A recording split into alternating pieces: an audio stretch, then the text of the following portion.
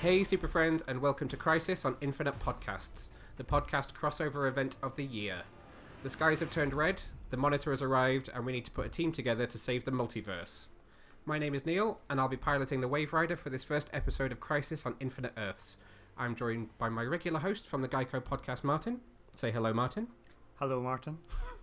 And we're coming to you now from Earth 89, and we're joined by a lineup of heroes from across the multiverse.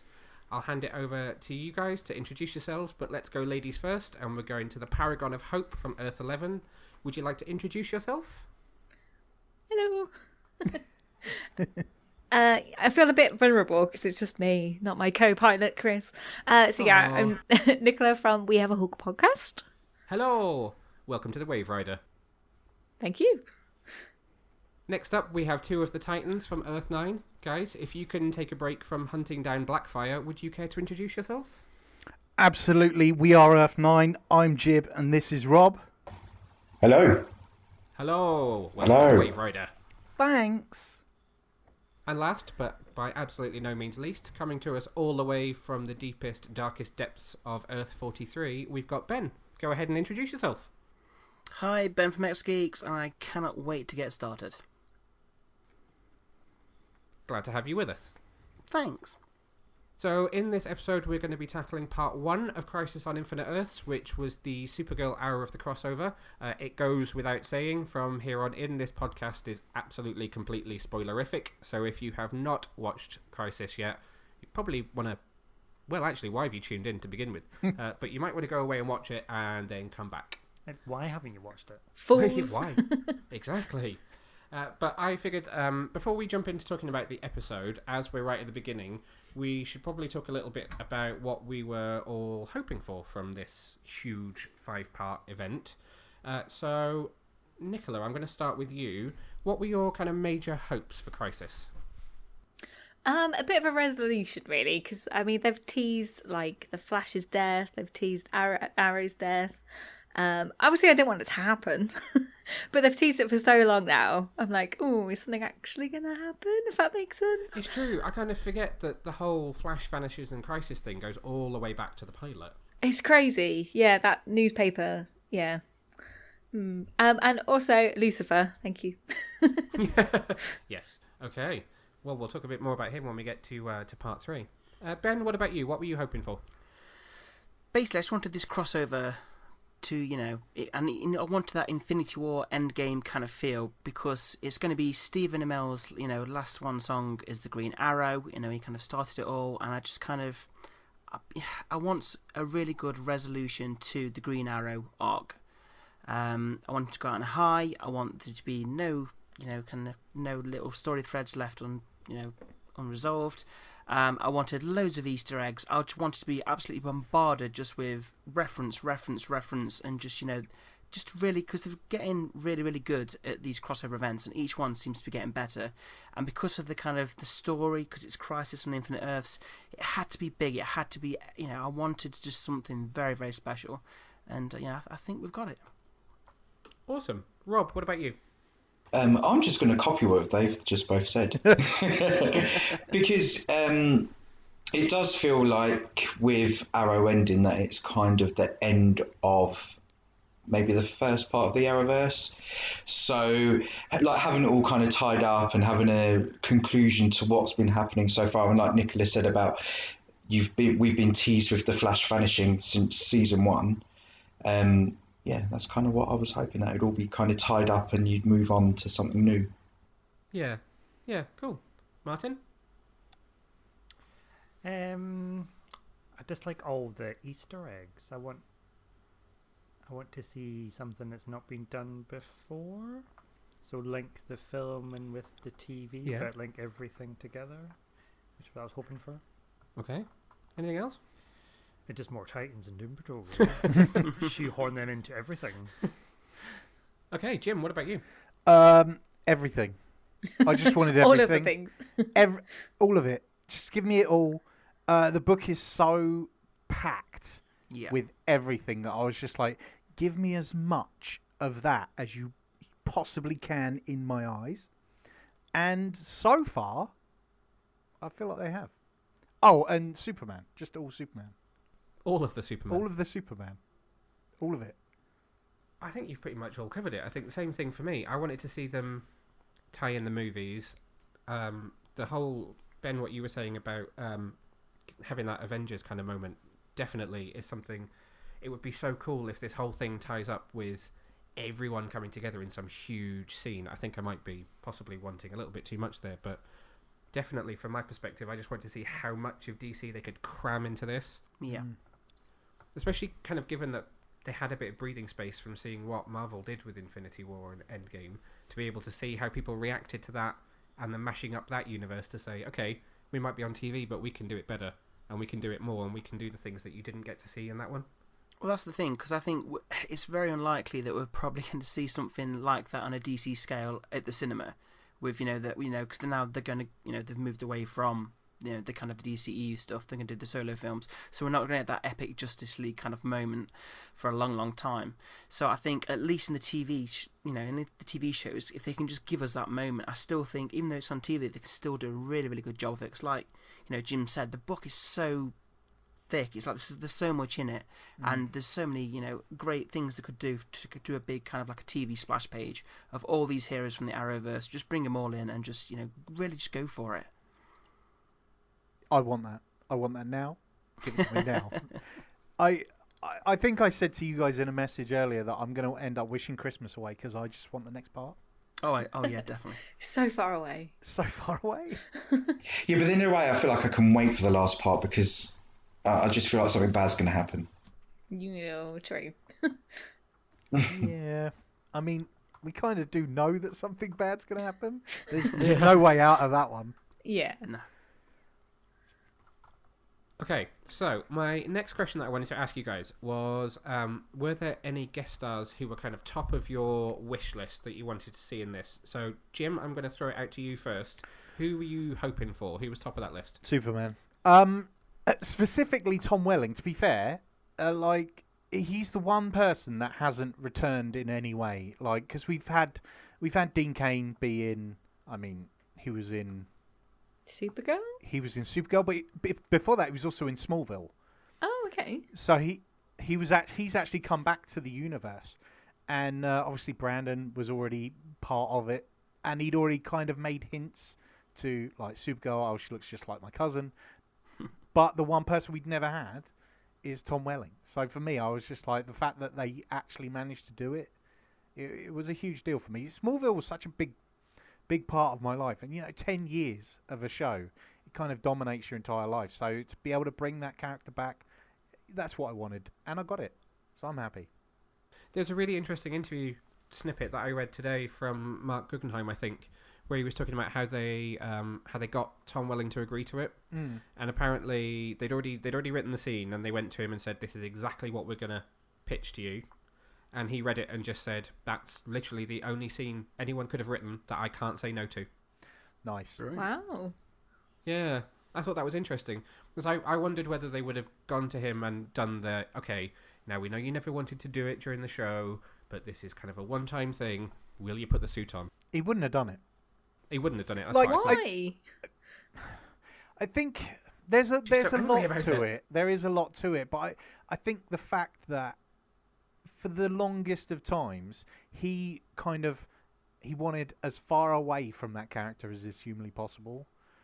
But then I think over the last couple of years where he started to do conventions, and I think he softened to it a little bit more. So I think, maybe a couple of years' time, you could probably persuade him to actually don the ties. Yeah.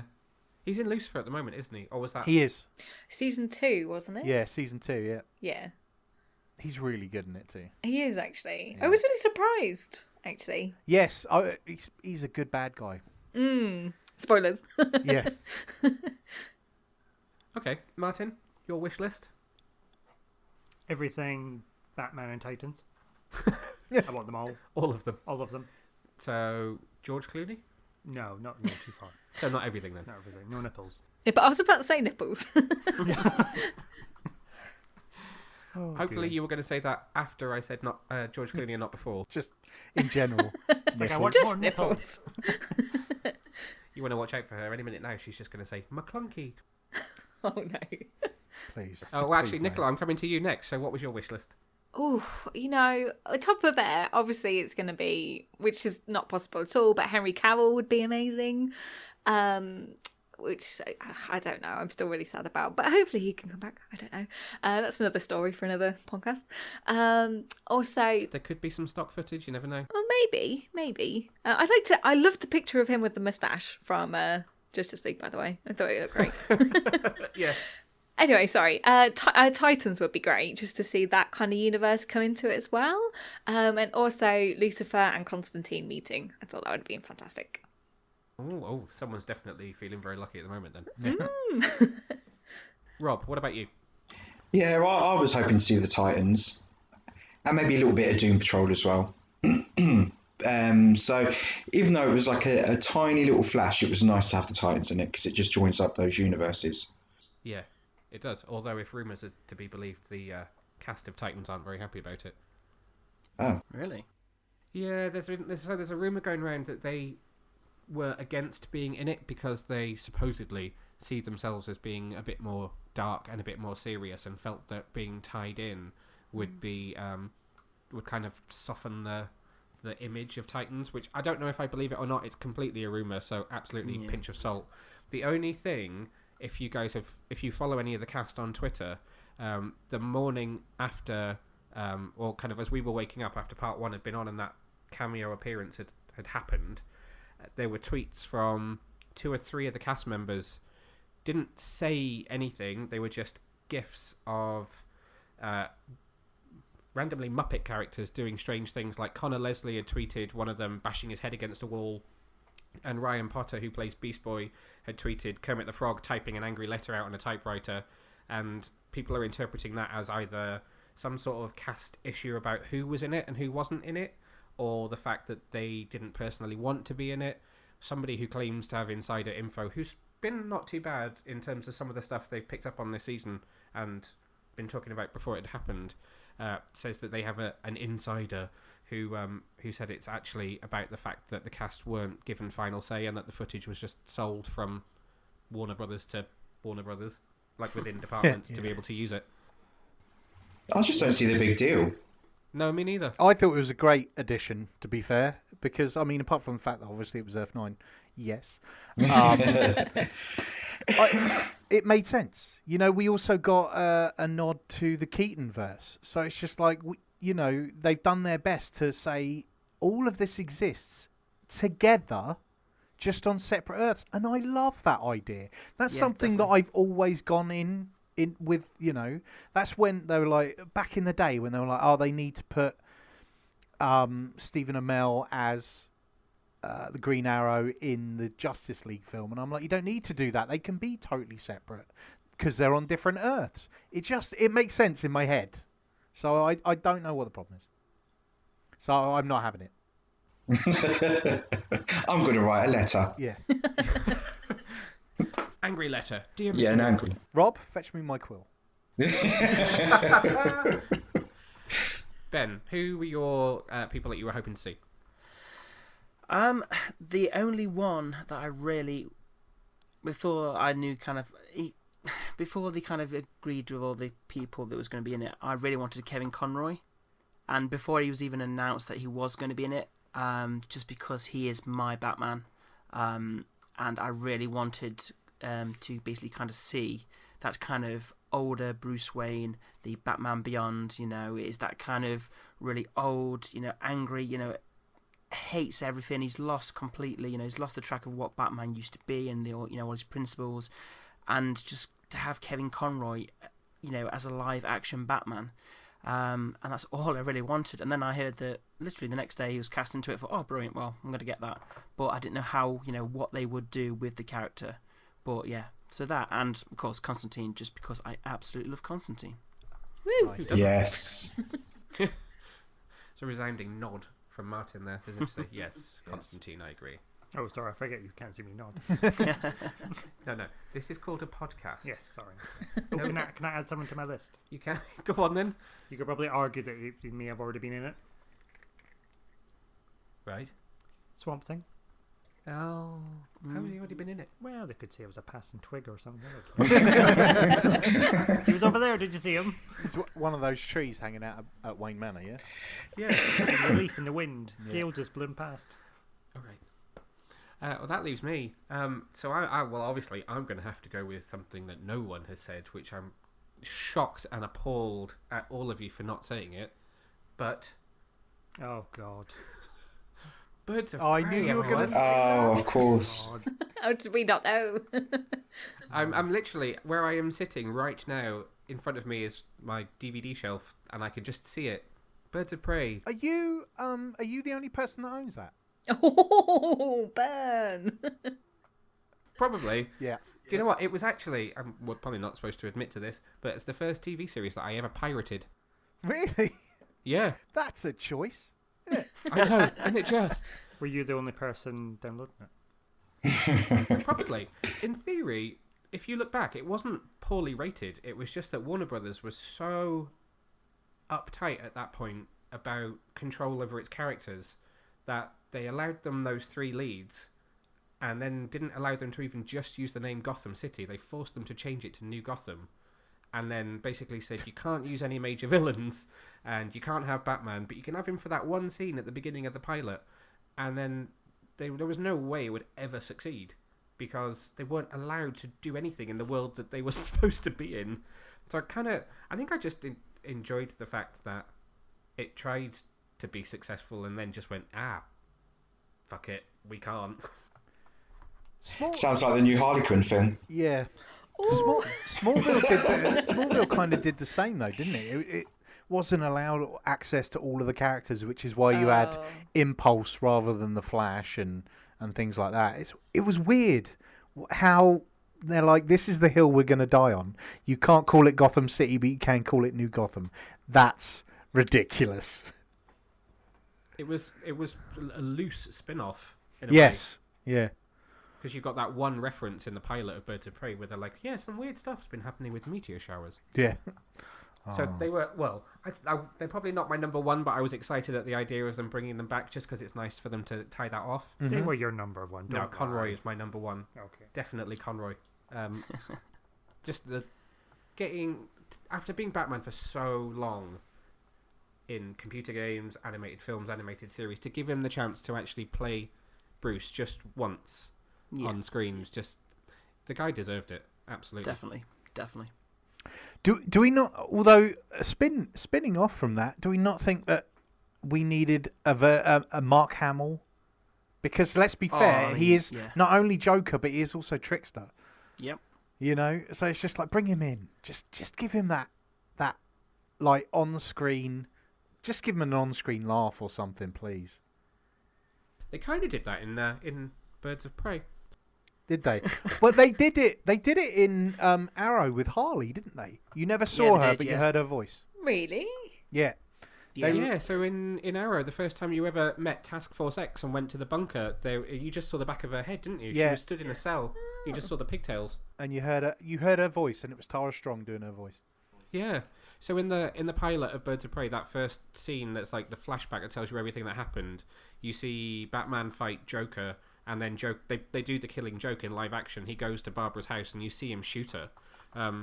Brutal. And she opens the door, and it's a younger actor who's physically Joker, but he shoots her, and then it's Mark Hamill's voice that says something like knock knock. He says knock knock. Who's there? Batgirl past tense, and then he does his laugh. Well, that's pretty. And cool. it was actually Mark Hamill, so that was probably another reason why I kind of got suckered into that show. Yeah, fair enough. Last question before we dive into the actual episode itself: was there anything that you hoped it wouldn't do, or you were worried that it would do that you wouldn't maybe have liked? Rob, I'm coming to you first on this one. It's just anything that you were maybe anxious about or nervous about going into it. I just didn't want it to be cheesy. Yes. And yeah, I kind of don't think it has been, so that was it. Yeah, That's nice. That's very valid. I mean, a lot of people will now look at Titans and Doom Patrol and kind of say, you know, they're a different type of show to the CW verse, and you know, people will say, oh, it's so much like Dawson's Creek but with superheroes, or it's too cheesy, it's got too much family drama. But It's something that you could, a story like this doesn't need some of that kind of cheesy drama. What's wrong with Dawson's Creek? That's a different podcast. Not a show for me. Ben, what about you? Anything that you were anxious about going in? The only thing that I was worried about was basically, because I know they've been guilty of doing it in the past, is just overdoing the fake out deaths. So characters with, oh no, they're dead, and then, oh no, they're back. I think they've done it to some mixed degrees so far. But I just want, when I know it's comic books, it's superheroes, no one's ever dead, they're always going to come back no matter what, no matter how they're killed. But I think the last crossover, they did kind of do a few too many fake deaths, and it just kind of takes me out the moment a little bit. So I kind of want there to be a bit more consequence to this big crossover, especially again with Stephen Amell leaving as it is as the Green Arrow. I didn't want there to be too many fake outs, basically. I agree. Consequences is something that I think is really important in programs like this, and that's always my gripe with. You're making a face at me as if you're going to say the M word. That's my gripe with Marvel. I don't think that they have consequences. No. I think maybe they've slightly learnt their lesson with Endgame, but I think it's taken too long for them to learn that actually audiences can handle consequences. It's not a bad thing. It's not a bad word. It's not bad to kill people off and have them be dead for a while. No, I swear, if they bring Tony Stark back, I will riot. They are, aren't they? No. It's old footage, isn't it? Yeah. In Black Widow. Oh, well, yeah. I don't care for Black Widow. Ooh. Different podcast. Yeah. We've all got a lot to say on that, but yeah. Yeah. Jim, what about you? Was there anything that you were kind of nervous about? Yes, there was. And it stemmed back to when this was very first announced, which was pretty much at the end of last season's crossover. And I was like, as long as the entire crossover isn't based around Felicity and her being, I don't know, the ruler of the universe, then I'm fine. I'm like, no, I don't want that. And the beauty of it is, she isn't even in it at all. Well, that's the thing. She's not even in it, and you still have to talk about her. Yes. They use her as a MacGuffin, and they didn't need to, and so they didn't, and thus I'm happy. Although she was mentioned. She was, and I think, although I've not read it, although I'm also not sure that it's out yet, but the comic book... She's in the comic book, yeah. Is based around her, isn't it? And yeah. Am I right in thinking that the reference that was in the episode to her is actually the story from the comic? That's exactly right. Which is a shame, because I was going to read it too. It's interesting, though, that she's not... And we're probably slightly jumping ahead by doing this, but it's interesting that she's not in it, but they've made her a slightly important part of the story. In that of course they have. have. Because they always do. Listen, we have this argument all the time, and whether you like her or hate her, Felicity is a major part of Arrow. She doesn't need to be. But whether she needs to be or not, she is. And you can't just... she's not dead or anything in it on the show, so you can't just ignore her existence. I've been doing quite well this season. It's been amazing. Trying your hardest. Yeah. that's slightly like how I feel about Mia. I'm coming around to her, but on the whole, I don't... See, a lot of people seem to have a problem with Mia, but I quite like her. I liked her, but she's just boring. I prefer her in the present day. Yes. So the spin-off is not at the top of your watch list, no? No. My friend said the other day, and it's very true, every episode with her, it's the same thing. She starts off angry, and then she gets over and apologises to Oliver. That's the next Mia's... episode she starts angry again. Yeah, exactly. That's a her... valid point. Yeah. I will grin and bear Green Arrow and the Canaries for Laurel and Dinah. Mm-hmm. Martin, anything from you that you weren't looking forward to or worried about?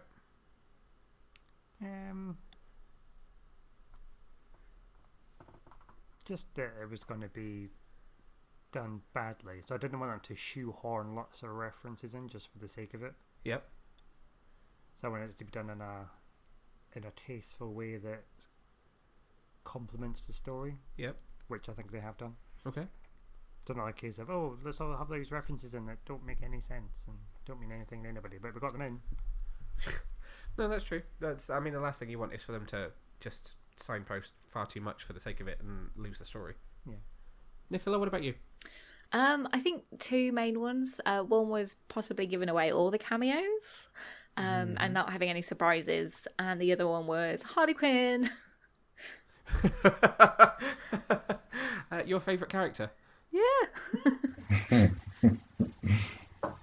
I think you've pretty much all covered it. I can't think of anything else. I was just worried that it wouldn't work. And interestingly, I had a conversation with someone on Twitter today about not understanding the character of Pariah.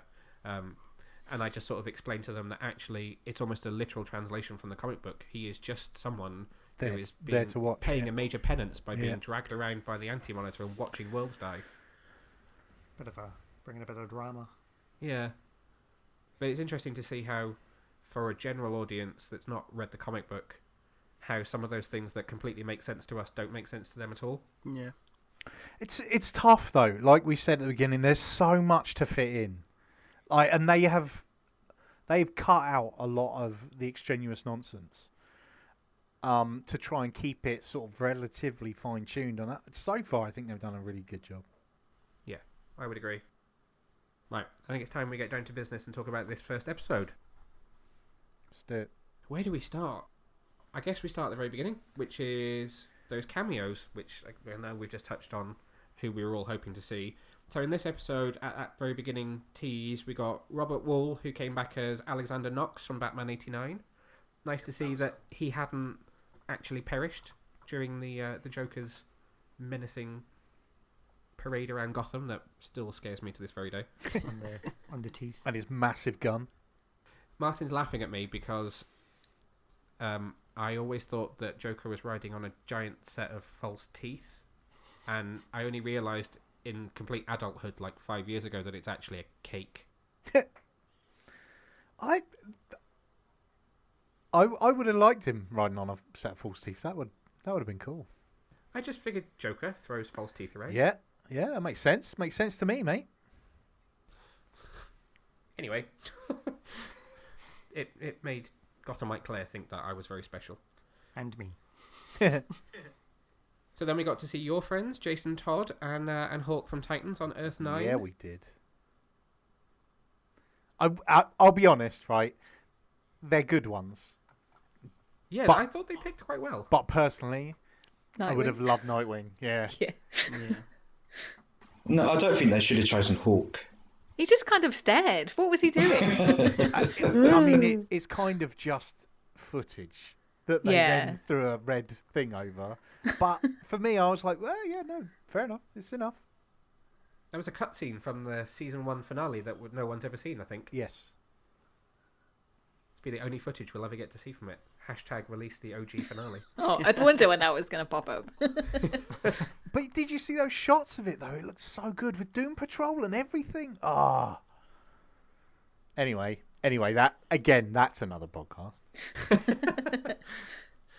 So we also saw Russell Tovey as the Ray from Earth X. And then finally we went to Earth 66 for Burt Ward in an interesting red moo-moo. I liked that red moo-moo. It was Robin's colours, man. Yeah, exactly, it was. And was that Ace the Bat Hound? I was going to say that because I literally thought that's got to be Ace. Surely that's got to be a nod to being the Bat, Ace the Bat Hound. But I wasn't too sure. But that's how I saw it. Yeah, good. It wasn't just me. Let's go with that then. Yeah. Yep, canon. Brilliant. You heard it here first. I was going to ask what everyone's favourite was, but I kind of feel like everyone's possibly just going to say Titans. Well, I'll break the mold. Okay. I quite liked 89. Oh my god, Titans wasn't your top one? No, I think I preferred 89. Well, my only gripe, and I said this to you, didn't I, Jim? Yeah. Was the Batwoman's bat signal. Yeah. Rather than the I've actual heard bat that they signal. couldn't get the. I don't know how it would, but I've heard that I've seen someone basically say they couldn't get the rights to the logo. But which makes no sense being that it's all Warner Brothers, but okay. But I think if you look on the newspaper that it's reading, you've got the classic kind of yellow bat symbol. Yeah, it was a comic Batman, wasn't it? Yeah. Yeah. So you've got it on there. So you've got, so why you couldn't have it in the sky, or just have a, if you're not going to have, if you can't use that exact symbol, at least get one that looks a bit like it. It's just a bit strange how it was definitely like, the Batwoman symbol in the sky, yet it was F89. So that was the only little, nitpicking at it. There was a little bit strange. No, that was a real shame, though. Oh yeah, definitely. And then you just knew Batwoman was coming on screen, and yeah. Okay, so there's a lot that happens in this episode. Yep. We are assuming that everybody's seen it, right? Would hope so. Yeah. Yeah. All right, cool. I feel like most people have It's seen it. amazing, isn't it? How it's not over in this country yet everybody's seen it. Kind of like The Mandalorian. So the episode kicks off with a nice little nod to Superman 2. Did we all pick up on the little Superman 2 nod? I did. Yes. No. I mean Will Wheaton with the sign. It's the exact kind of replica of the sign. Yeah. Okay. I put that in my notes because I wasn't too sure, because I can't remember the last time I've seen Superman 2. So I was I've scribbled it down thinking, I hope that's right. It was completely right. That sign was exactly the sign that someone was carrying in Superman 2 as they're all charging down the street. A weird little nod. Yeah, I Will like Wheaton that. suddenly That made appear. me happy. Oh yeah, I think in terms of kind of like, if we're going to say the cameos that we've now had and that we know about, I wasn't expecting Will Wheaton, and I absolutely love Will Wheaton. But I think it's cool because he he does a lot of the the DC kind of voice acting, so it kind of it made sense to have Will Wheaton there in that kind of role. Yeah. It's going to go to like a really weird place where we'll go to Earth 300. And that's the Enterprise. I'd be all right with that. It just made me think of Big Bang Theory. In the Big Bang Theory, I'm not a massive fan, but in one episode that he's in the background of his flat, you just open the door, he's got a massive Flying Graysons poster. Oh yeah, he does, doesn't he? Yeah, and I've been looking for it for ages. I can't find one. I have a smaller version of it, but it was huge. It's like a full-on wall piece, and I'm like, oh, Brilliant. I need that.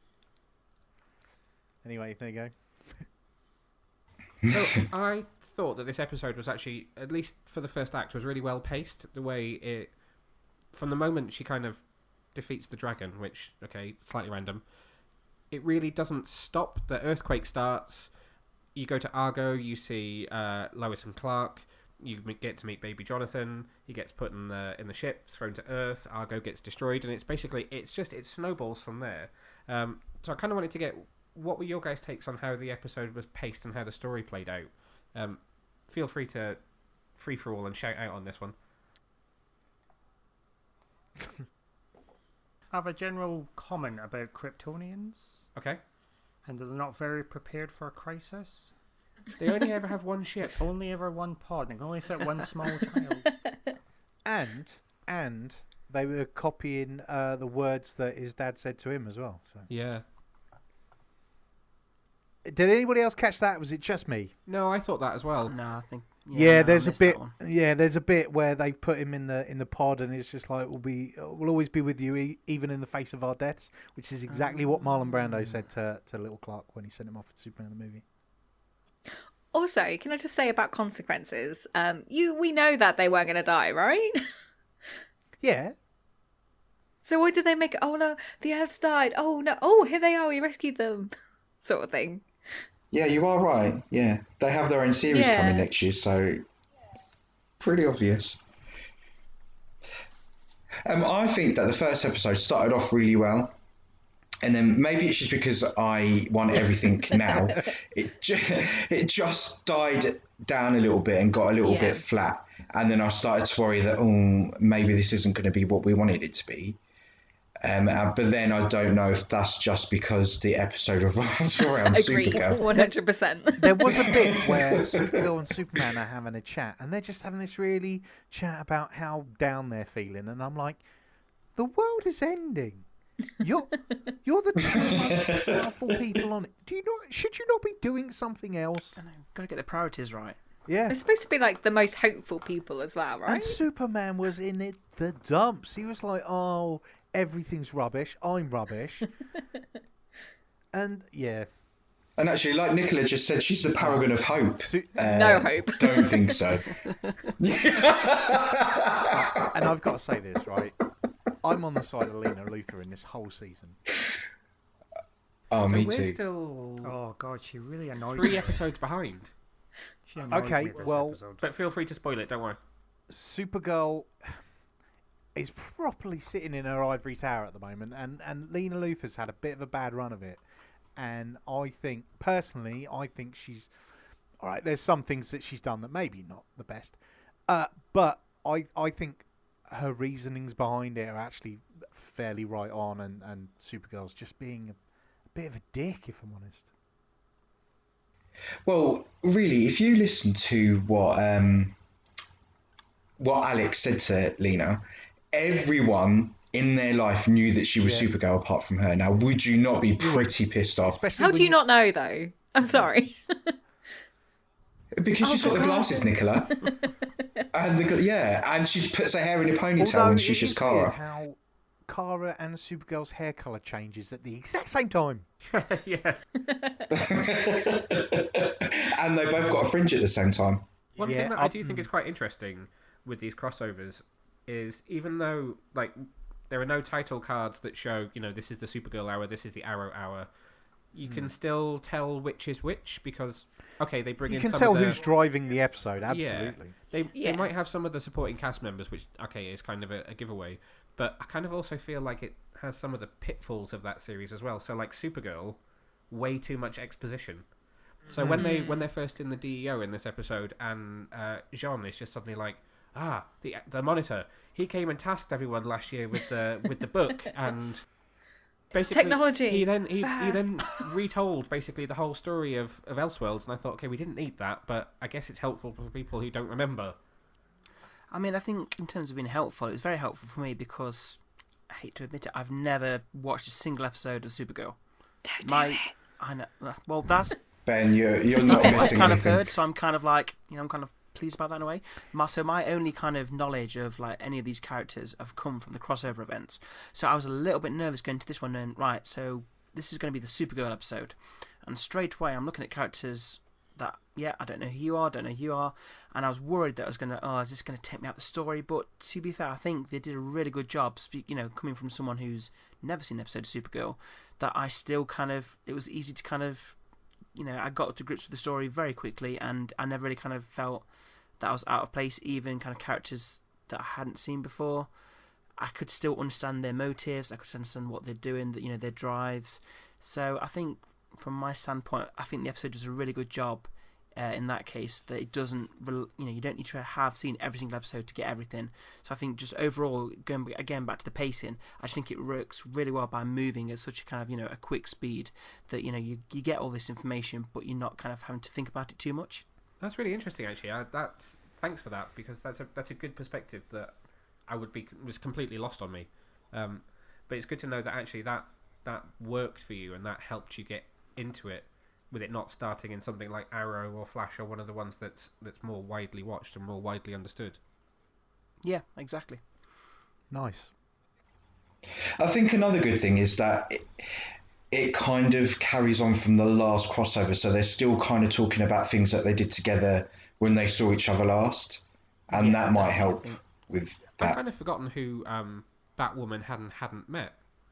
So when she had that moment where she was kind of like, I don't really know who any of you are, and I don't trust you, I was just sort of thinking, oh, hang on a minute, I'm sure you've met someone that's here before.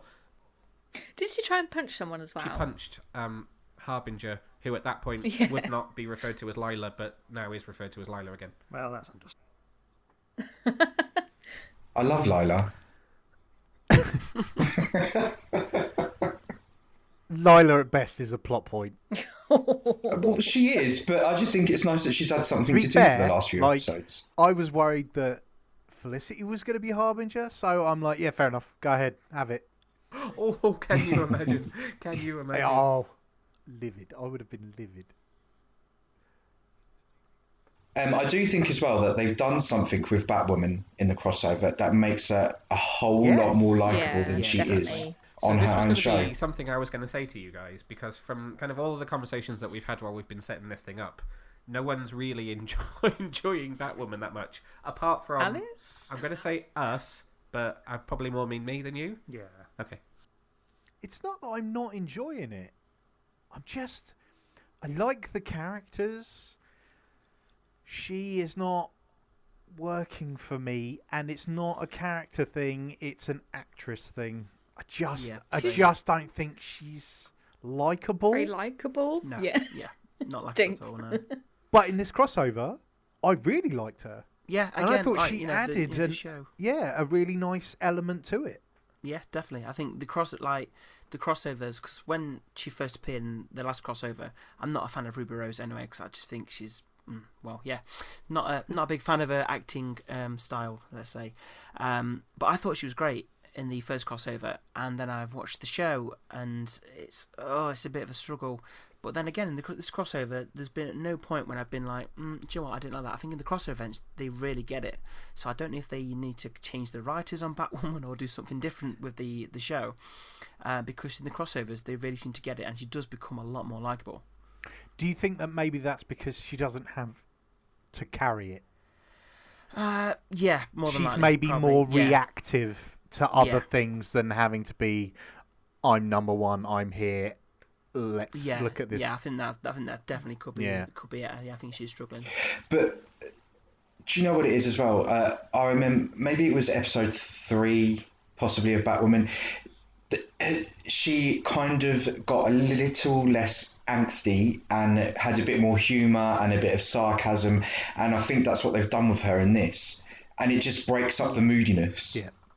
It's interesting, isn't it? Because Kate's quite a cold character in the comic books, but in the comic books they don't surround her with some of that stuff that they do in a CW show. So the whole thing with I'm going to use that word that you're not a big fan of, Jim, but the sister who's an influencer and kind of the stepmom and dad drama. I mean, Jacob Kane he's just had his entire arc in Rebirth of Detective Comics where he basically took down Batman's whole team and that clock tower base that they had, and it was all about Jacob Kane's army, not Jacob Kane divorces his wife. Yeah.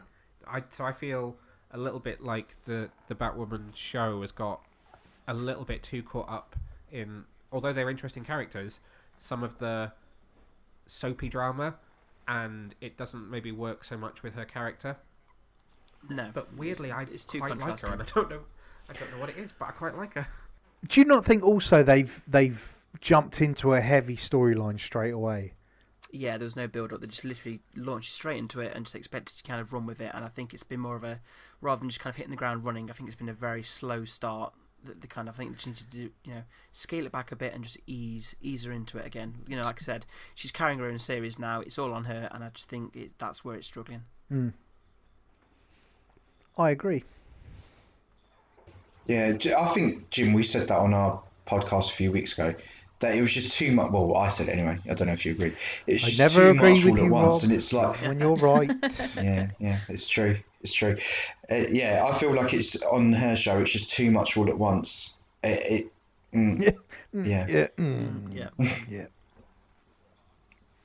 But I will say that I was planning on giving up watching it after this, but she's made me at least give it a few more episodes. Same. The mid-season finale, I think, has probably been my favourite episode of it to date, actually. I haven't seen that yet.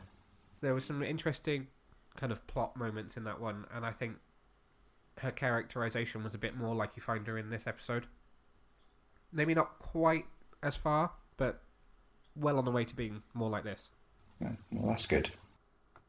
She still did that thing that annoys me. Oh, look, a ball staff.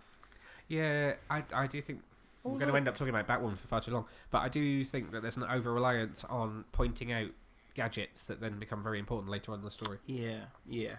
Which I suppose actually technically happens in this episode as well, with Ray noticing the Batarang. Oh, God, that her one single Batarang. Good old Ray, though. He always makes everything better. Oh, Exactly. yeah. Exactly.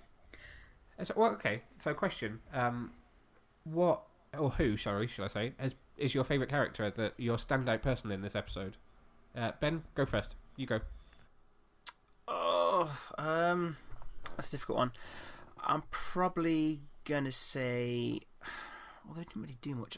I'm gonna say Oliver, just because I think he had a lot of good dialogue with Mia, with Barry. He had a lot of kind of conversations with them, which I felt in the kind of the Stephen Amell way does very well in those kind of serious and those like kind of emotive moments. I thought he did a really strong point, and obviously the ending of the episode as well, where he's on the rooftop. He's like he's not going to leave until everyone's gone. I thought that was just like such an Oliver Queen moment that I was really kind of glad. I know it was a bit spoiled because we got that in the trailer and every trailer we've had since from it, but I was still kind of there in the moment that I thought, it's a really good hero moment. And obviously then everything that followed. So yeah, I'd probably go with definitely Stephen Amell on this one. So yeah, I'm going Green Arrow. Okay, Nicola, what about you? I'd probably say Ray. I mean, I just got to double check. This is the one where him and Sarah were doing the pub quiz, Yes. right? Oh, it was so much fun. I just love those two, and I think he should be the beacon of hope. He's like the most definitely, cute yeah. one, and so sweet, and I just really like him. He's just very enthusiastic. He's like a little puppy. Yeah. It's going to be really sad to have him leave Legends this year as well. Yeah. Yeah. Rob, what about you? I'm finding it hard to pick one, and that's because I love Stephen Amell. But I would say actually in the first episode, Sarah. Ooh, that's going to be my pick as well. Yeah, I think she has taken on quite a big role so far. Yeah. And I think she's been pretty fantastic. I think she is possibly my favourite character in the entire Arrowverse. Wow. Yeah. That came as a shock to me to say that, but that's how I'm feeling. Jim, what about you? But also with her character, there's a lot of history, and it's quite interesting. Yeah, it is. And she's played quite a big part in everything, so... She definitely has. I mean, she was there at the beginning. Not her exactly, but ish. An actress playing that character. Yeah. She's been there from the beginning. So for her and Oliver, this is kind of the final run together, which I quite liked. I'm like, that's nice to bring them together it was. again. That was. Yeah. So that's one of my Sort of full standout moments circle. on the episode is the two of them talking. Actually, her talking to both the Olivers in this episode is great. Oh yeah, I liked the bit with the old Oliver. Yeah. Jim didn't sound convinced there. I'm not entirely Wrinkly. sure what the point of it was. Yeah, she kind of. You got had a theory, Jim, bite didn't of you? both. Originally, I had a theory. Okay, so obviously we're recording this now after the first 3 episodes have been. However, had we recorded episode by episode, I would have been like, spoilers, he dies at the end, right? In my head, I'm like, the only reason they would have that version of old Oliver is surely to somehow save the younger Oliver. Like, he makes the ultimate sacrifice or does something at the end. Because otherwise, why have they randomly travelled to the future and spoken to an old Oliver Queen? There's no point to it. In my head, I'm like, oh, there's only... His kidney's lacerated and he needs another one. Oh, look, here's another Oliver. And Maybe it's because Oliver always doubts what he does, and what Sarah was saying to him is that actually he turned out to be quite a good guy. yes, but we know this. Yeah, but that Oliver didn't know that. He's dead now anyway, who cares? Jim, who was your favourite character? I have to agree with Ben for everything he's just said. Oliver Queen, Green Arrow, amazing. Everything that for me, that episode was about him. Yeah. As I feel like this entire crossover is, and as it should be, because it's running up to the end of Green Arrow, and yeah, his interactions with everybody were just perfect. I loved him, and I love the fact that he gave me a Green Arrow costume, even though it wasn't actually, green. that was a And fairly she likable didn't wear the moment hood, for her. and she didn't have a mask. But apart from that, although a lot of them are playing very fast and loose with running around without their masks on. Yeah. Yeah, they are at this point. Flash and Arrow just hanging outside without their masks on. I'm like, what are you doing? Oh yeah, I hadn't thought of that. Well, it's Crisis. I mean, Yeah. who's noticing these things? There's no No time one to put cares. your mask on in Crisis. Go on, who was your favourite character? Oh God, I'm gonna go with Nicola and go with Ray and Sarah, the combination. I thought you were going to say Nicola was your favourite character. I'm like, who was Nicola? She wasn't in this episode. Nicola wins Crisis and Different podcasts. No, I like the combination of the two of them together, and I do agree. I do think Sarah's quite a nice one to bring everybody together. Yeah. And she's probably the most likable of the lot of them. Not because I'm biased and I don't really enjoy Flash or Arrow at the minute.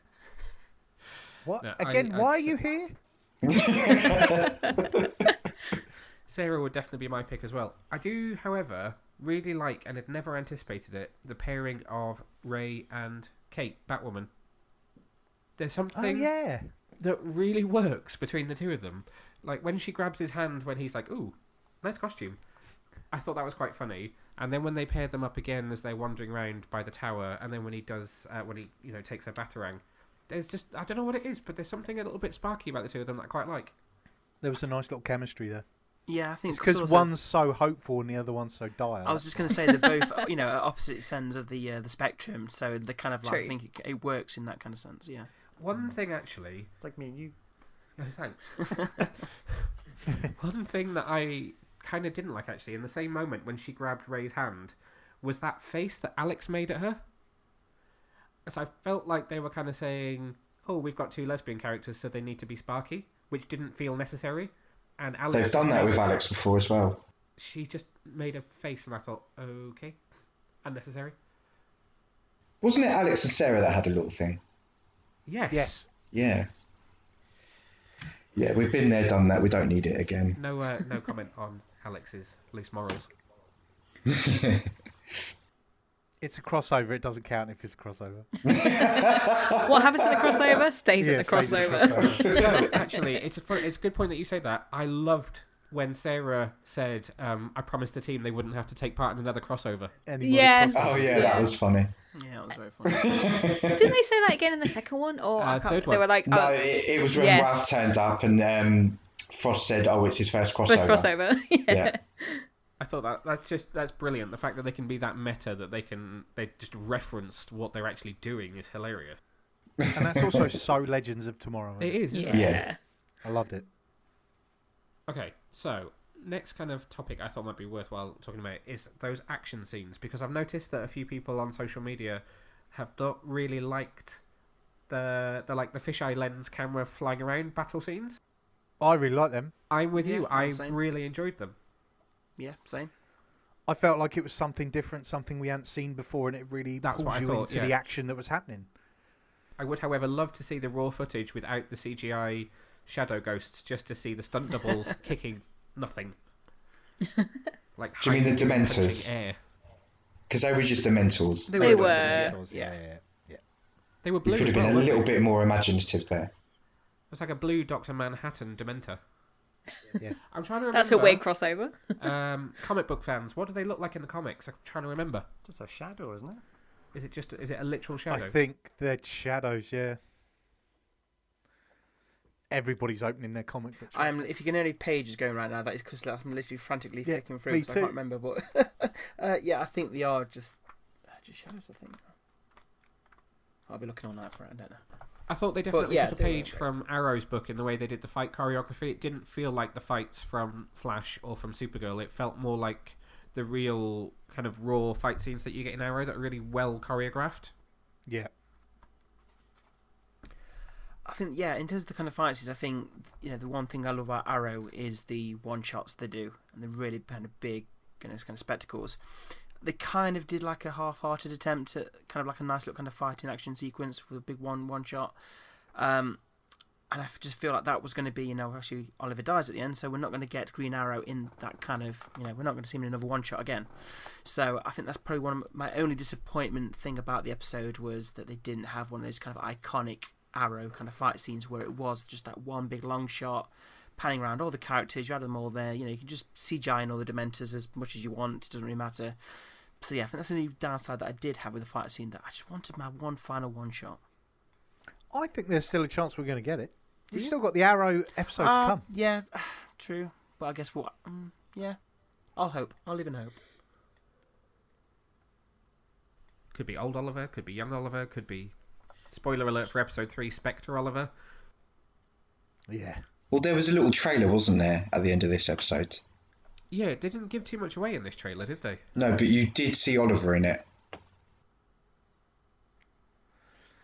I mean, he kind of has to be in his episode of the crossover, right? It would be weird to Of not course, have him. he's going to be in every. He's going to be in every single one. Which again, I said I know one gripe with the episode being the fight scenes. It was Oliver's death as well, because it was such like a really kind of an heroic moment. It was just like the perfect way for Oliver Queen to die, to go out of the show, but they do it in the first episode. So of course he's going to be in every single episode that follows.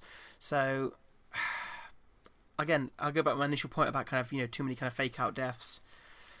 But I guess are we saying that Oliver Queen, as we know it in the Arrowverse, that is his death, and what comes next? We know with Spectre and those kind of things, we're still going to see Stephen Amell kind of there, but rather than that version of Green Arrow. So yeah, we can still see other Green Arrows, I hope, but I hope they use him correctly and just not. I just don't want them to mess it up, because I love Green Arrow, I love Stephen Amell, I love it all so much. They got me into the show. I just really want them to do it right, and I'm sure they will. Mark Guggenheim, again, who is obviously all over Twitter at the moment, talking to anyone and everyone about kind of little snippets of information. I read another interview bit with him where he was talking about why they did the death scene in this episode and not episode 5. And it was purely because they said absolutely everyone going into this is thinking Oliver Queen's going to die. And they're all going to think, well, he's going to be some big, huge, heroic sacrifice at the end. So let's kill him right at the start. Yeah, I can see that thinking. The thing about having it in the first episode, right, is I was sitting there watching it and I didn't know how to react. And all I kept thinking to myself is he's not going to not be in the rest of the episodes. So whereas if that happened on episode 5, I would have been distraught, like throwing myself out of the window.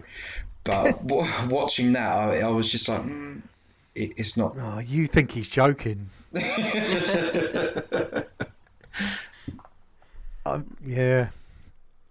I think they should have done it in like episode 4 in the Arrow episode. The Arrow episode's the final one, isn't it? Is it Legends and then Arrow? Yeah, I think it's Legends then. Doesn't finish on Legends. No, it finishes on Legends. It's Arrow Does then it? Legends. What? Okay. Yeah. Crazy. Crazy cats.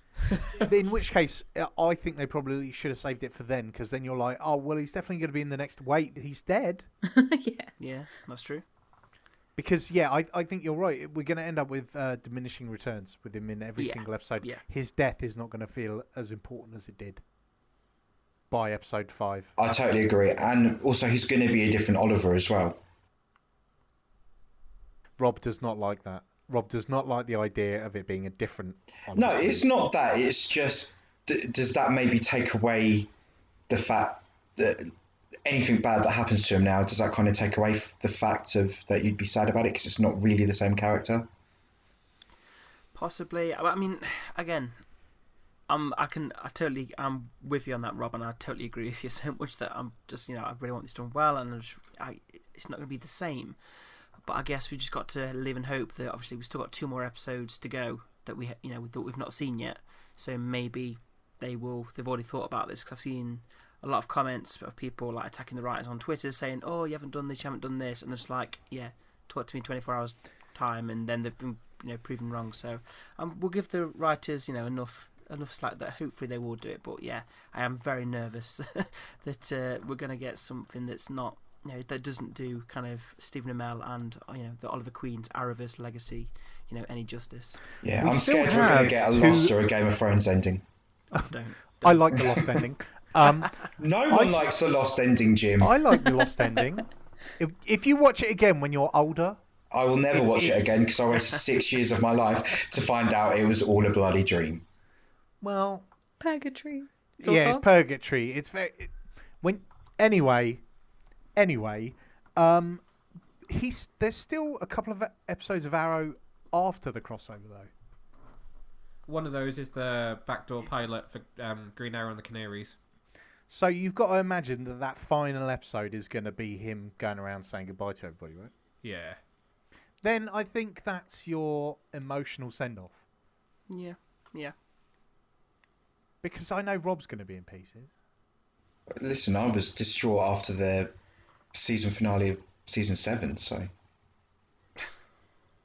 There you go. It's all right, Rob. We've got each other. We'll just console each other. It'll be fine. Thank you for being kind. Thank you for your kindness, because I don't get that very much. Lies. Last week, when the episode was on, I messaged you and I was like, I can't take all these goodbyes. I genuinely can't take it. It breaks my heart every single time he's like in the scene with someone for the last time. I'm like, no, can't be doing this.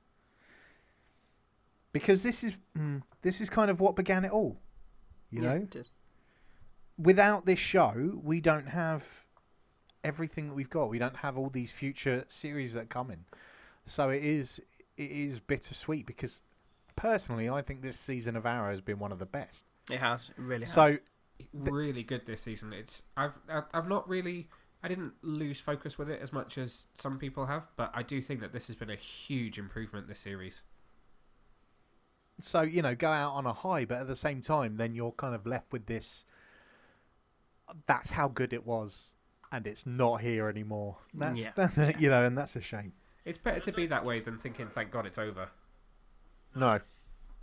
I don't think it's blowing smoke up his arse either to say that Stephen Amell is responsible for it, because he was Arrow. Like, before anything else, he held that show and kept people's interest. So really, without him, whereas we're saying Ruby Rose isn't maybe the best person to play Batwoman because she doesn't carry the show well, it really is a lot down to him personally. Yeah. Yeah, I agree. So something else I just thought was worth talking about with this one, we obviously get the loss of Earth 38, Supergirl's Earth, and a little bit of the episode is dedicated to that kind of evacuation, which seems very much to just be centred on I've now forgotten what the name of her city is. National That's City. the one. I wanted to call it Central City. To me, that felt a little bit too small scale. Well, because they just evacuated people from National City and the rest of the world were left to die. Yes. Yes. Yeah. Except apparently they saved 3 billion people. And so they saved 3 billion people, brought them to Earth 1, which has subsequently been wiped out. Ouch. And also, like, don't bring 3 billion people to an Earth that's already got like 7 billion people. That's going to end in tears. Yeah, it's really thoughtless. It just, I don't know. There was part of it where across this whole crossover, my least favourite character has been Supergirl. She's been whiny, she's been moany, but also she doesn't seem to be very super. She doesn't seem to have the best interests of everyone at heart. It's just what she wants and the fact that her mum's dead. It's interesting that you say that because that wasn't my perspective of it, having watched it. But now you say it, and jumping ahead slightly into that interaction between Kate and Kara at the end of episode 3, or towards the end of episode 3, when they share a beer. When do they share a beer? Oh, that's the end of episode 2. 2. So that interaction between the two of them, yeah, she was actually being quite selfish. She wasn't thinking about the fate of the multiverse. She was very much focused on the fate of her universe. Yep. Yeah. Which I suppose there's arguments for and against both. That actually, okay, it's nice that she was thinking about her Earth first, but in the grand scheme of things, there was a lot more lives at stake. But that's not Supergirl. You know what I mean? That's another character by all means, but Supergirl, no. Supergirl and Superman, they do what's best for everyone, not just what's good for themselves. She just... that's how I felt. Like everybody else, I was like, oh, this is good. And every time she's there, I'm just like, ugh. It's the fringe, it's changed her. I don't mind And the trousers. I enjoy definitely. the trousers. I'm enjoying the trousers. I think her attitude is not very super. Which is very difficult in a show where you've got so many supermen. Everybody's showing her up, and I think that's the problem. No, but then I can't remember what episode it was. There was a bit where her and Superman were doing something, and she lasted longer than he did. It was in the first episode. Was it the first one? With the glowy eyes. I just feel like that was forced in there to show that she's actually quite strong, and it's like, nah. Yeah. Well, she beat him another time, didn't she? In another crossover or something. Technically, in the comics, is rumoured that she is more powerful than Yeah, Superman. it is. It's true. It's quite often rumoured that she is the more powerful. They Out did of it in the two of show, them. though, I think. Yeah.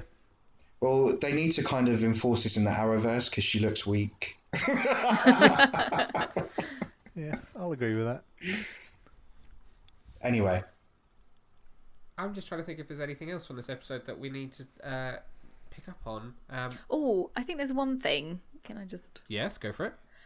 I feel like, Martian Manhunter? Yes. Sorry, that was Alexa. I feel like they've really nerfed him. Oh, big time. Yeah, what's with that? He didn't actually transform into his normal self, did he? He was just No. David Harewood for the whole episode. Especially now that he's apparently not afraid of fire anymore. Yes, as we learned from Elseworlds. I don't know. He's a good character, but they're not using him properly. No. they don't ever do anything with him. There was one bit that confused me slightly, actually. So we just rewatched episode 1, and right at the beginning, when he first appears, and he's done his little bit where he talks about exactly what happened in Elseworlds, he then says, the Monitor's testing me. And I thought, why? I wasn't quite sure what the context was of him saying the Monitor was testing him, as to why he thought it was all about him. Well, the Monitor has just tested him, hasn't he? In the show. Oh, okay, so maybe it's something we've not With seen. his brother. Yeah, the whole thing with his Oh, brother yeah. in this whole season arc was about the Monitor testing John Jones and whether or not he's good enough to stand with the rest of them. Okay. And then we never see him in the episodes. Well done, Jim. Thanks. I do pay attention sometimes. Even to Supergirl. Yeah. There you go. So, end of this episode. That's definitely something that we need to cover, actually, before we wrap this one up. Well, as I put in my notes, a hero falls. Trying to keep it together. That was a great ending. That was a great ending. There was one bit that felt a little bit weird. The Monitor's having a go at Oliver, and Oliver's like, "Nah, man." I'm quoting directly from the show. And then Oliver randomly shoots him. I know he's about to disappear him, but at the same time, it felt really slow as well. Like he slowly aimed at him, and he shot him. And I'm like, surely he could have just wished that out of the way like he does. And then he carried on, and then it was great.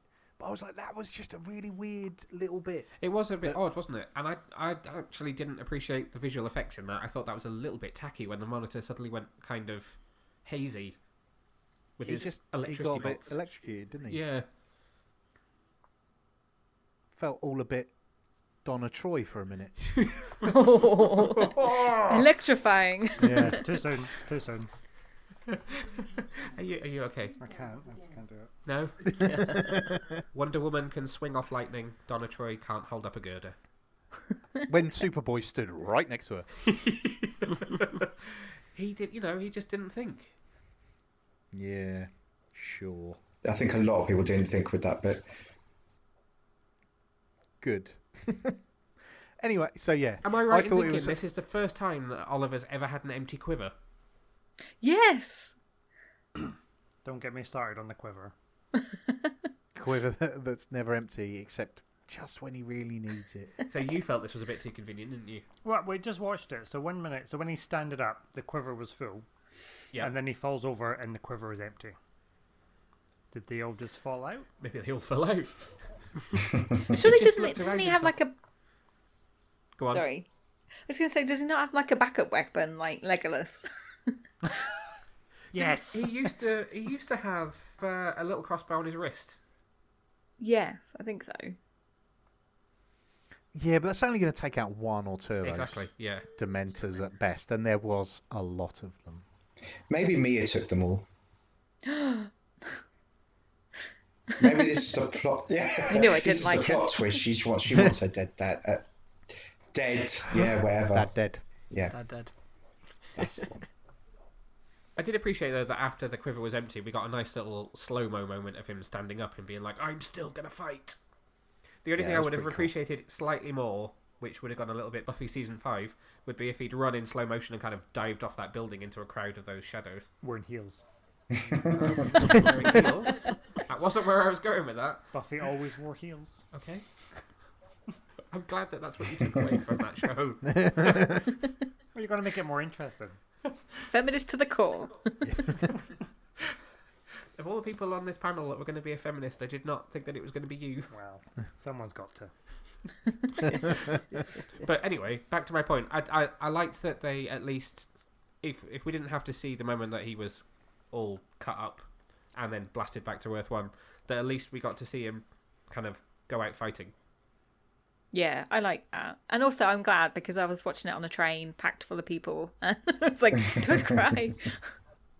As was I, which is where I admit, spoiler alert, I watched every episode without you on the way to work this week. Betrayal. And I'm not angry, I'm just disappointed. Disappointed, yeah. God damn it. How did we all feel about the kind of on his deathbed diatribe bit of dialogue as he was talking to everyone and having a moment? Did that rattle on a bit too long? Did that feel alright? Did he... I missed the first time I watched it that he actually spoke about William. I spent ages ranting about how he hadn't thought about his firstborn child, but actually he did. Did that feel right? Did that work? I mean, I think for me, I can see what you mean. I can see what you mean. It kind of maybe probably just was teetering on the edge of maybe a bit too much. But if this was going to be, when the moment kind of finally caught up to me, if this was going to be the last time that I'm going to see Stephen Amell, keep him talking for another 30 minutes. Just keep going. Just give me as much as possible. And I was like, where's Diggle? Diggle needs to come in right now. And then Barry comes in, he's crying, and I'm just like, I just can't. It's just too emotional. I was just like, I can't handle it. He's not gone. I thought it went on a bit too long. It reminded me of, I'm sorry, bring it back to the dark side. Deadpool death. Yes. In Deadpool 2. When it just kept going on and on. I was like, okay. But it was good, yeah. But the thing is, it's not the last one either, is it? True. So I think it could have, I don't know. It felt weird. Yeah, it felt weird. I think it would have been more punchy if he was dead when they brought him back. Yes, if he'd come back and that was just his body, then I think that might have had some more impact. And also in the last episode of Arrow, he said his goodbyes. Yeah, I mean, that's true. So perhaps we didn't need to see that again. No. And I feel like I am making out like I really hate Arrow, and I really don't. But, yeah. I think it was a great way to close out the first episode, actually. It wasn't how, for me anyway, I expected the first one to end. I presumed, even from watching the first act where they were doing, going through all that exposition, that it was going to end somewhere a little bit more hopeful, maybe, and that then we get beaten down in episode 2. So to end like that was a bit like, oh, okay, we're not kind of holding back here. We're gonna go dark pretty quickly. I feel like that's kind of this whole thing. Yeah. Well, yeah. It's been very dark. The whole, oh my god, they're not pulling any punches. But then I've said it before, they didn't in the comics. So no, why exactly. would they? So why in should the show? they? Yeah. Okay, so let's wrap up talking about part 1 and move on to part 2. Has anybody published a review of this yet? Given that we're pretty much all reviewers, who's scored this one so far? No, we don't do scores. It's all about how you feel, man. The feels. I feel like I now can't review it until I've seen all 5, because my feelings about each one has changed once I've seen the next one. See, now we have different people reviewing each of our shows. So it's quite interesting to see different people's points of view about where it's going to go and what's going to happen. So that's quite interesting. None of them are mine because, no. Nicola, have you had any thoughts about how you would review it? I don't know. I mean, talking about it makes me feel like it was a bit more positive. Because I wasn't a real big fan of the first one, if I'm honest. Sorry, guys. No, I agree with you, Nicola. I thought it was just a bit flat, It wasn't well, the best not, start. and frankly, I am outraged. Do you challenge me to a duel? I do. Is it with lightsabers? Oh, absolutely. It's always got to be with lightsabers. Careful, though, because I've been training. Yeah, I think there were really good parts to it, but I think some of it wasn't very exciting. Yeah. It's because it was an episode of Supergirl. Yeah, definitely. True. But I think that's very true, though. I do think it suffers from the things that all of us have been saying this season are an issue with Supergirl. Technology. Technology is bad. But at least no cut and paste visual effects. True. You know, she didn't get We're Photoshop hilarious. through a scene. Ben, what about you? Have you thought about how you would score this one? I think I'm going to have to do a bit of a cop-out and do the same thing. Like, I think it's the same. It's like the first episode, I would probably agree that, yeah, it wasn't the best. It had its moments, but it also, like, the pacing wasn't an issue because it was over quite quickly. But just some of the dialogue was just a bit all over the place, and I can see it wasn't. I think they're getting better, and I've since watched the first episode back, and I did enjoy it a little more than I did the first time on the first watch. So yeah, I think I'm going to wait till I've watched them all, and then watch them all again, and then I think I'll be able to kind of rank them all and decide them. But it was an okay start. Yeah, I would agree. Martin? I've not really. I wouldn't give it a number, but I will admit it was all right the first time, but when we watched it again, I think I enjoyed it more. Yeah. And I think because I've got no expectations. That's of exactly watching what it I was the about to second say. time. It's that kind of thing where the first time you're watching it, in your mind, you're thinking of all the things you want to happen, you want to see, and then you see it and think, oh, okay, it didn't do everything I hoped it would do. And then you watch it again, and you don't have that, so you're able to just relax a little bit and maybe enjoy it a little bit more. Yeah. It's like me and the Birds of Prey cameo in episode 3. Yeah, I do think it is one of those. All of these episodes, you have to watch them twice because it's what you're expecting to begin with, and all those little cameos that we're desperate to see. Because I've watched every single episode now twice, and the second time I've enjoyed them all way more. Yeah, I think I'm the same. Exactly the same. But not that I didn't enjoy them the first time. The first time, it's all very much like, oh my god, oh wow, oh my god, and then the second time you're like, this is actually really good and really well written and really well paced and really enjoyable, and makes me want to watch the next episode, definitely. Which is what you want from a TV show at the end of the day. Even an episode of Supergirl, you want to see the next episode. And can you ever say that? Not often. No. Back half of a season, yes. Opening half of a season, not so much. Never. So thanks, guys, for tuning in to part 1 of Crisis on Infinite podcasts. If you're ready for part 2, then you don't have long to wait. Part 2 is coming tomorrow from We Have a Hulk. But for now, I have been Neil, and I've been your host, and I would like to thank this wonderful group of legends for joining me on the start of the journey through Crisis. Until next time, Super Friends, goodbye. Bye. Bye.